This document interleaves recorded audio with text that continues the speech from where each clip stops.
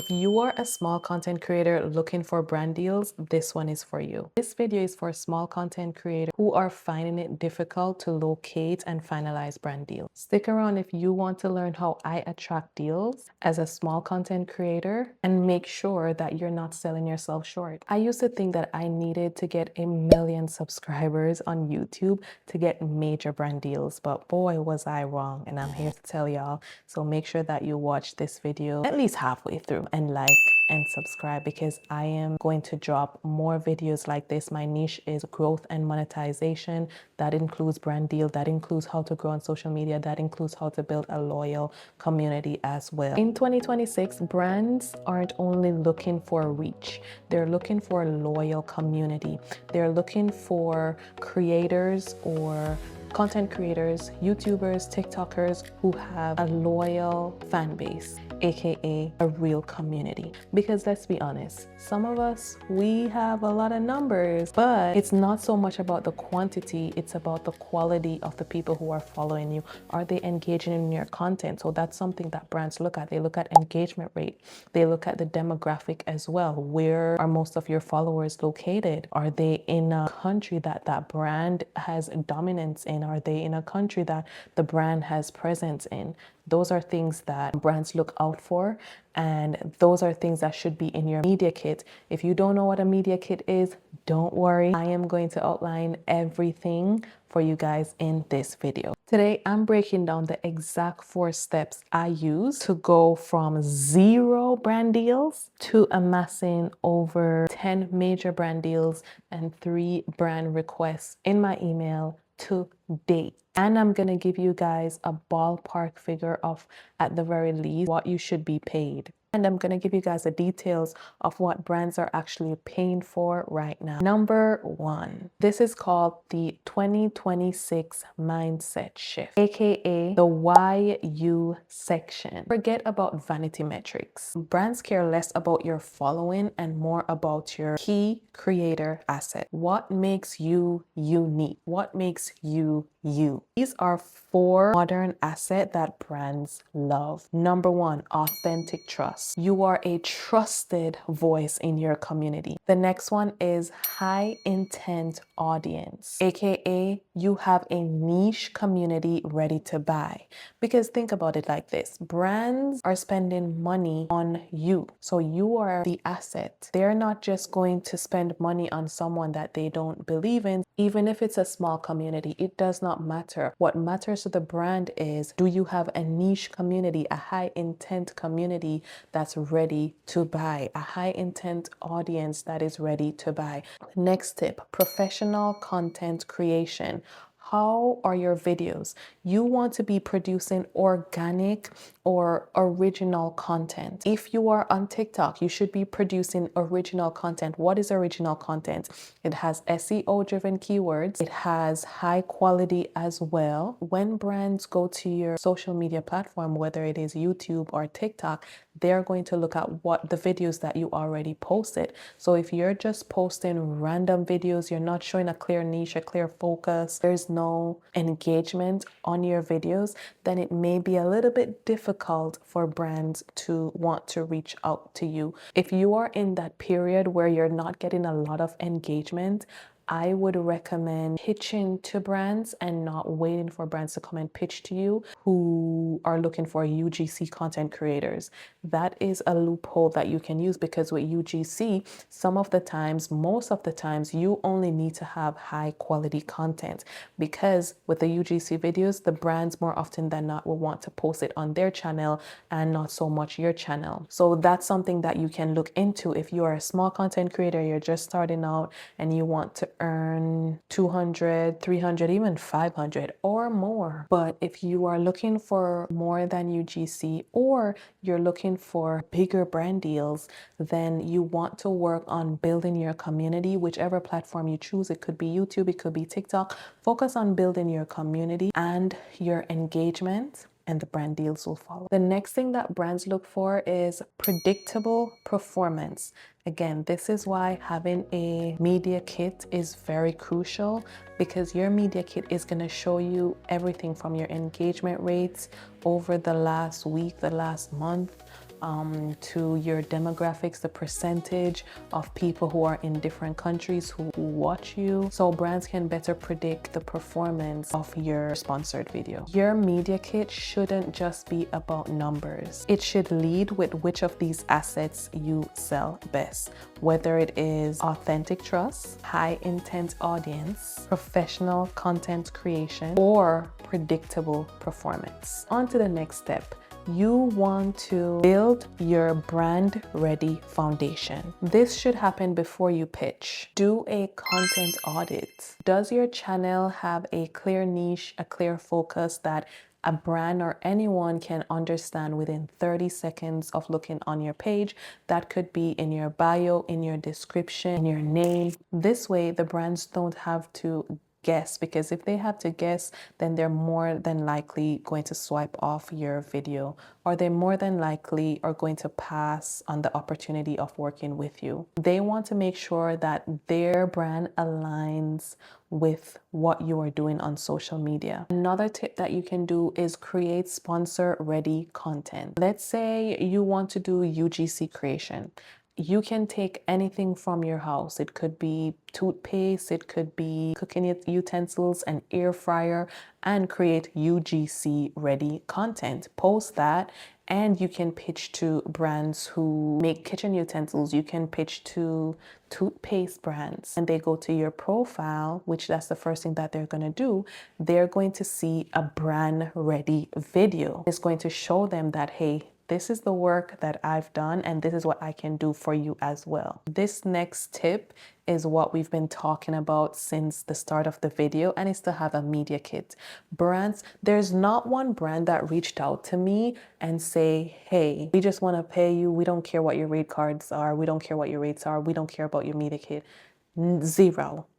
The first thing that they're going to ask is, what are your rates? Can you send a rate card? Can you send a media kit? Some of them, they don't call it media kit. They will just say rate card or your deliverables. But imagine getting brand deals on top of brand deals on top of brand deals in your email every single day, and they're asking you, what is your rate? What is your rate? What is your rate? Whereas you could create a media kit and send that same media kit to all of the brands that are reaching out asking you for a rate. Or you can take that same media kit and use it to pitch to brands. Makes it easier. It also makes you look more professional and get you an edge above the rest. So let's talk about your media kit. Your media kit should be a one-pager. Understandably so, if you want to do 2-page, and that's fine, but think about it as your resume, and the brands are the interviewers. They are just going to scan what they need to scan. So you don't have to put a lot of fluff to it. Just make sure that it has the bones and a little bit of meat to it. So a 1-page, simple media kit. Have your name, your bio, your social media platforms, your deliverables, your rates. Also, if you want to get a little bit more technical, which I think more content creators should, is talk about licensing and usage rights. Brands should be paying you for usage rights and licensing. Let me know if you want us to talk about that in a next video. A lot of content creators sell themselves short by just giving the brand a flat rate. You should be negotiating your rate plus negotiating licensing and usage rights. Some creators, they charge usage rights between 50 to 150% of the flat rate. So for example, let's say you are pitching to a brand, or a brand comes to you to ask, what is your rate? What are your deliverables? And you say $500 for a video. That is your flat rate, but what about your usage rights and your licensing? You can charge $250, you can charge $500, you can charge $650, right? That is leaving money on the table if you're not negotiating usage rights and licensing. Now, what else should be on your media kit? A professional email. Please use a professional email. You also want to put your media kit in your beacons if you can, or in your link in bio. I personally use beacons. I'm going to show you why I use beacons. It is seamless. I love it. I can integrate so many things in there.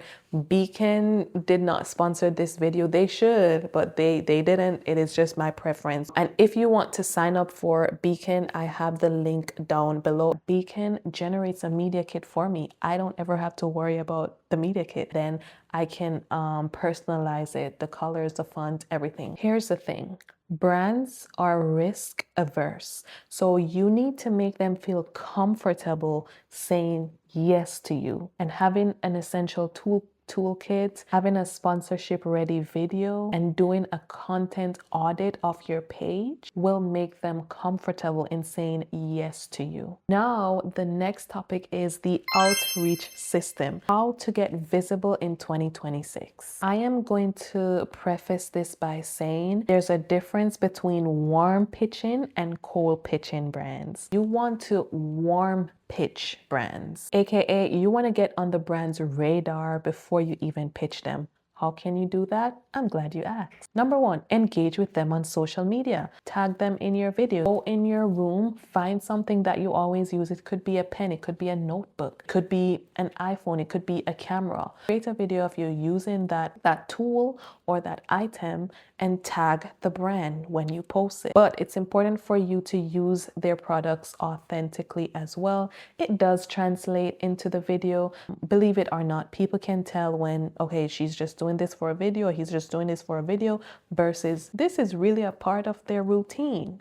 You want people to feel that, because when they feel that, the brand will feel that, and the brand will want to work with you. That is called warm pitching. You're getting on the brand's radar. Next thing, and this was my favorite back in the day when I used to pitch to brands, and it's to connect via LinkedIn. You can find so many PR managers and you can send them a value first message. Let them know what type of content creator you are, what is your niche, what is your focus, what is your community like, and leave your links as well in the message so they can check you out. Your pitch is not about you. Your pitch is about how you can solve the brand's marketing problem. If you can show them that you can solve their marketing problem, they're going to choose you. Number 4, and my favorite, negotiations and professionalism. This ties into how to value yourself beyond the amount of views that you're getting. I think too many small content creators, they get low views,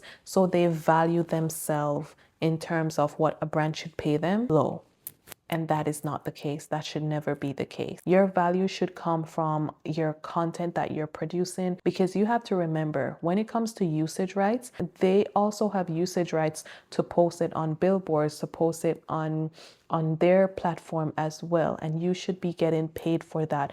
Don't give away your usage rights and your licensing. You need to factor in things like creation time. It is going to take you time to create. Exclusivity. There are some brands, and I can go in more detail in another video as well. There are some brands that will literally tell you you can't work with any other. Let's say, for example, when I used to do hair, I had a lot of hair care videos and I used to do hair. There are some brands that will literally tell you you can't work with any other hair brands for 6 months. But you gonna have to pay me for that. So you want to, when you're pitching to brands or when brands come to you, you need to understand the scope of, is there an exclusivity clause? What is their budget, so that you can negotiate as well. Licensing, usage rights, and audience niche premium.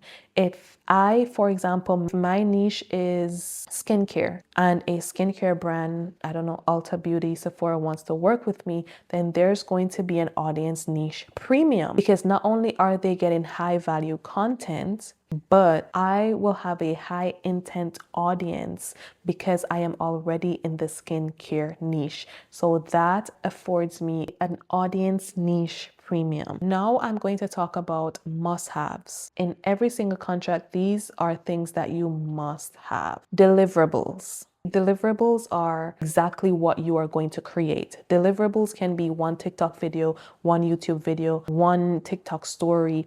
It should state exactly what you are going to create. timeline, the posting date, and content live period. Some brands, they only want you to have the content up for 30 days, for a week, right? That needs to be outlined in the contract. Usage rights. How long can they use the video and where? Payment terms. Is it going to be 50% upfront, or are you going to wait until everything is produced and delivered to the brand for you to get paid? All those things are very crucial in the contract, and you need to make sure that all of those items are there. Now on to managing the relationship. Communication is key for any positive relationship with a brand. My best practices are I underpromise and overdeliver.